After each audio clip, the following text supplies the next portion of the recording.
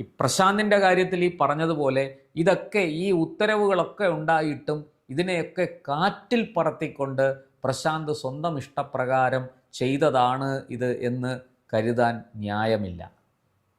അദ്ദേഹത്തിന് പിന്നിലും ആരൊക്കെയോ ഉണ്ട്.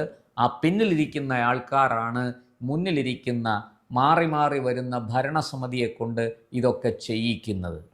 മുമ്പ് പത്മകുമാർ ചെയ്തെങ്കിൽ ഇന്ന് PS പ്രശാന്ത് ചെയ്തു. പത്മകുമാറിന് ശേഷം വാസു ചെയ്തു. അപ്പോൾ ഇതൊക്കെ കൃത്യമായിട്ട് ഈ പറഞ്ഞതുപോലെ വേണ്ട വിധത്തിൽ ചോദ്യം ചെയ്താൽ ഇതിൻ്റെയൊക്കെ രഹസ്യം പുറത്തു വരും. ഇനി പ്രശാന്ത് മറ്റൊരു ഗുരുതരമായ കുറ്റം കൂടി ചെയ്തിരിക്കുന്നു.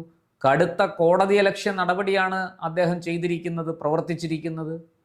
ഹൈക്കോടതിയുടെ നിർദ്ദേശത്തെ അവഗണിച്ചുകൊണ്ട് അത് തനിക്ക് അറിയില്ല, താൻ അങ്ങനെ ഒരു ഉത്തരവുള്ള കാര്യം അറിഞ്ഞിട്ടില്ല. ഇതെങ്ങനെയാണ് അറിയാതിരിക്കുന്നത്?